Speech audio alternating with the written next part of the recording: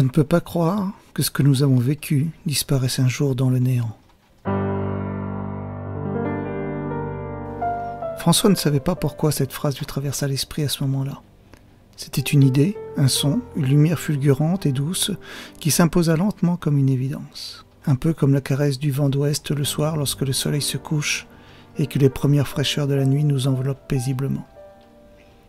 Cela faisait quelques minutes qu'il attendait ainsi le bus 52, qui tous les matins l'amenait de sa triste banlieue vers le centre-ville où son bureau de petit comptable patientait au 31e étage d'une tour de verre et d'acier.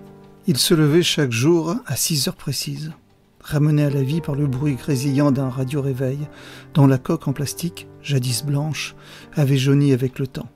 Seul un petit Mickey collé sur la lampe de chevet dont l'abat-jour rose avait pâli apportait un peu de couleur à ces matinées ternes. Il avait soigneusement choisi le son qui devait le réveiller. Cela lui avait pris une bonne heure à passer d'onde en onde, de parole en musique. Il avait d'abord opté pour une émission d'information, mais ouvrir les yeux sur le plafond gris de sa chambre en entendant le compte-rendu du dernier massacre en date ne l'aidait guère à vouloir se lever. Il avait donc fini par choisir de la musique classique. Mozart, c'est quand même mieux que le bruit des larmes ou le silence sanglant qui suit l'explosion d'une bombe. Son rituel matinal était toujours le même. Chaque lundi, il se préparait une casserole de café qu'il conservait toute la semaine en la recouvrant d'un antique couvercle en inox et qu'il réchauffait chaque matin avant de remplir un vieux bol qu'il avait gagné il y a des années dans une tombola lors d'une fête foraine de passage. Un bol bleu avec l'effigie souriante d'une souris verte dont l'émail s'était depuis fêlé. Il avait lu que ce petit rongeur aux couleurs étranges était une référence à une chanson enfantine qu'il connaissait bien, comme tout le monde, et qu'elle évoquait en vérité une scène de torture durant la Révolution française. Il n'a jamais su si c'était vrai, et peu lui importait, du moment que son café était chaud.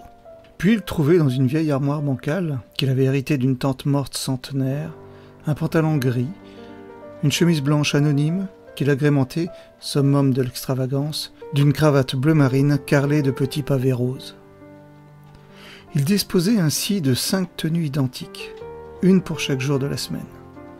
Le week-end, il ne sortait pas de chez lui et osait affronter ce moment de liberté en restant nu, même l'hiver, préférant monter le chauffage plutôt que de renoncer à la sensation originale de la vie sans règles et sans contraintes. C'était un célibataire endurci, auquel il était difficile de donner un âge. Il commençait à se dégarnir au niveau du front, et ses tempes étaient blanches depuis quelques années déjà. Ceux qu'il croisait et parvenaient à lui accorder quelques attentions lui donnaient une bonne 50aine d'années. Ils ignoraient qu'il en avait en vérité 35 depuis quelques jours. Il portait l'âge et la rigueur de son métier sur son visage sans sourire depuis une dizaine d'années plus tôt, alors qu'il faisait une simple promenade en mer avec son épouse, sa petite fille et un ami de sa belle famille, qui avait un voilier dans le vieux port voisin. Le navire avait chaviré sans qu'il ne sût jamais vraiment pourquoi. Cette nuit-là, il avait laissé dormir sa famille dans la cabine. Lui, insomniaque, était seul sur le pont à admirer une mer de plus en plus agitée sous une lune que des nuages assombrissaient de minute en minute. Mais rien ne pouvait laisser envisager le drame. L'océan se réveillait, mais il n'était pas en colère, pas assez en tout cas pour briser le sommeil des siens. Le bateau, pourtant, s'est couché sans que rien ne l'explique. François avait souvent revécu ce moment-là dans ses cauchemars. C'était comme si une main invisible avait soudainement saisi l'embarcation et l'avait retournée. François s'était retrouvé dans l'eau, en une seconde, le temps de reprendre souffle, et il avait vu sombrer sa famille sous ses yeux. Il avait hurlé malgré les vagues qui lui pénétraient la gorge. Il avait appelé son épouse et sa fille encore et encore. « Alice! Lucie !» Le bruit effroyable du bateau avalé par l'océan fut son unique réponse. Il n'entendit ni un cri, ni un appel au secours. En quelques minutes, il ne restait plus à la surface de l'eau que quelques objets dérisoires, une couverture, un coussin et une bouée inutile. Depuis, il vivait seul dans son appartement trop grand. Il dormait dans ce qui fut la chambre de sa fille. Il n'y avait rien changé depuis le jour du drame, ni la petite lampe Disney, ni même les étoiles fluorescentes qu'il avait collées au plafond le lendemain de la naissance, ni les innombrables peluches qui s'entassaient, désormais sans âme, dans un coin de la pièce. Seule une grande girafe, aux jambes interminables, et qui avait perdu un œil depuis longtemps, n'avait trouvé d'autre place que sous le lit, d'où sa tête borgne surgissait irrémédiablement chaque fois que François venait y faire le ménage. En revanche, il avait refait ce qui avait été la chambre parentale dans le mois qui avait suivi le naufrage. Et des 4 murs désormais vides, il en avait fait une bibliothèque. C'était son refuge. Son petit plaisir, son unique plaisir, c'était les nombreuses heures qu'il passait dans cette pièce dans laquelle il avait entassé des centaines de livres. Il formait des colonnes le long des murs, des piles aussi hautes que ce que sa main pouvait atteindre. Avec le temps, elle s'était multipliée, réduisant l'espace au minimum vital et enserrant un vieux fauteuil en cuir râpé et aux coutures déchirées, style années 50, qu'il avait trouvé un soir sur le trottoir devant chez lui.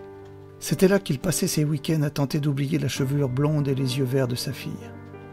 Ces empilements d'ouvrages le rassuraient, le réchauffaient. Ils étaient comme les immeubles d'une ville miniature qui se dressaient vers le plafond, comme des buildings vers des cieux imaginaires. Leurs fenêtres étaient faites des noms des plus grands auteurs et des titres qui s'étalaient sur les tranches, dont les marques de pliure témoignaient d'innombrables heures de lecture. En vérité, François lisait depuis l'enfance. En devenant adulte, il avait simplement oublié, préférant la télévision, surtout les vieux films en noir et blanc. Mais ces films-là ne passaient plus. Alors, après l'accident, il avait laissé l'écran éteint quelque part dans un salon où il n'entrait plus. Il s'était remis à lire et avait redécouvert ainsi les secrets de la mer Rouge et répondu à l'appel de la forêt. Les grands auteurs de romans d'aventure étaient devenus ses amis. Puis, sa bibliothèque devint le refuge des maîtres de la science-fiction. Il avait besoin d'autres paysages, d'autres mondes pour oublier. Ainsi, chaque matin, le rituel se répétait. À 6h53, il était à son arrêt de bus et attendait toujours à la même place, juste à gauche de l'enseigne portant le numéro de l'unique ligne qui desservait les lieux et face à un vieux mur de parpaing couvert des œuvres de peintres de rue, anonymes et nocturnes, dont les couleurs étaient le seul élément à offrir un peu de gaieté à ce lieu sans vie. La mairie faisait parfois effacer ses offenses murales, ce qui ne manquait pas d'indigner François. Mais ce n'était que pour quelques heures. La nuit suivante apportait à nouveau son lot de pigments bleus, jaunes, rouges ou verts qui transformaient la grisaille en d'irréels pâturages, en visages rieurs ou oiseaux s'envolant vers un ciel d'azur. François aimait les quelques minutes durant lesquelles, chaque matin, il oubliait un peu son existence sans vie en laissant son regard glisser sur ses fresques bariolées. Une nouvelle œuvre était née de la dernière nuit. Surgissant des flammes, un grand loup noir aux pupilles brûlantes semblait défier ceux qui le regardaient. L'ombre qu'il dessinait à ses pieds se transformait en une phrase étincelante de lumière « Je suis vivant ». Une femme vint prendre position à côté de François. Il ne connaissait pas son nom ni son âge, peut-être 80 ans, et ne lui avait jamais adressé la parole. Pourtant, ils se rencontraient tous les jours en ce même endroit, à la même heure, et il restait là, immobile, quelle que soit la météo, en s'offrant à peine un regard. C'était une femme qui tentait de garder une élégance démodée en feignant de croire qu'elle parvenait ainsi à rester un peu jeune, du moins du temps de sa jeunesse à elle.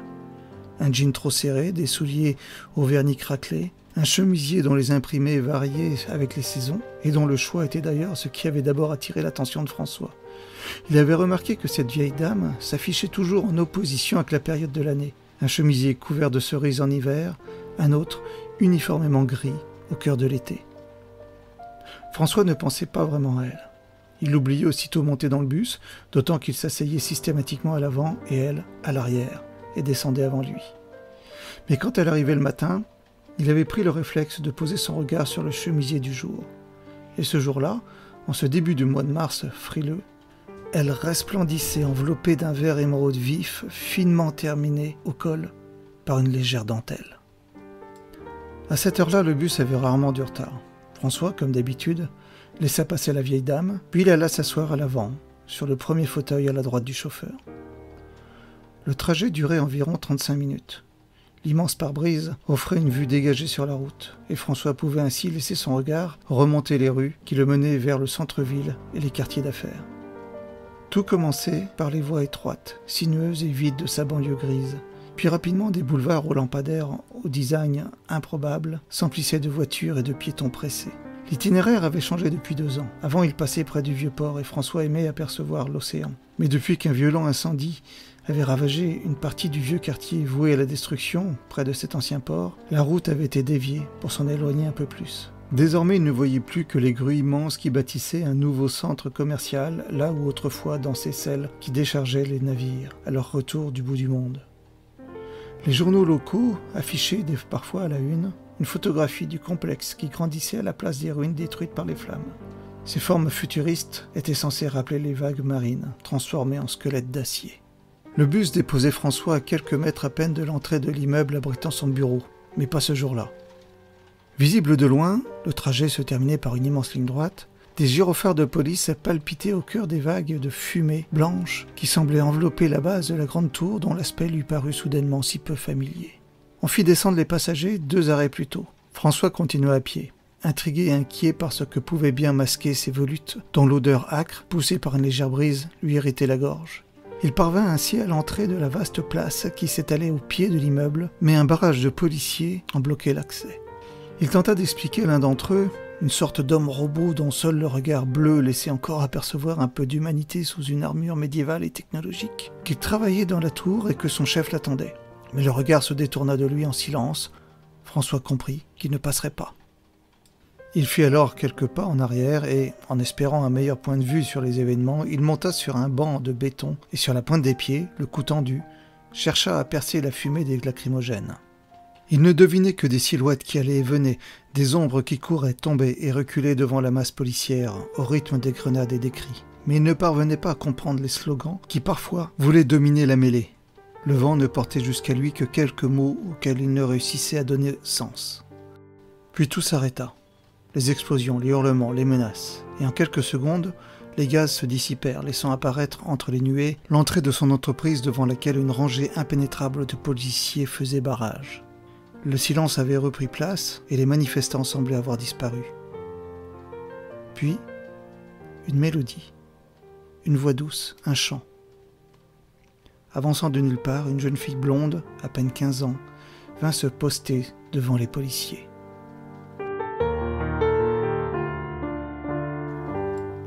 Voilà, merci d'avoir écouté le début de l'Iparis 312. J'espère que cela vous a donné envie de connaître la suite de l'histoire. Comment échapper à l'arrivée du totalitarisme et fuir ses souffrances? C'est ce à quoi les héros de ce roman vont tenter de répondre. Entre révolte et résignation, ils n'ont qu'un seul but, vivre dans un monde meilleur. L'Iparis 312 sera-t-il ce monde-là? Merci, et à bientôt.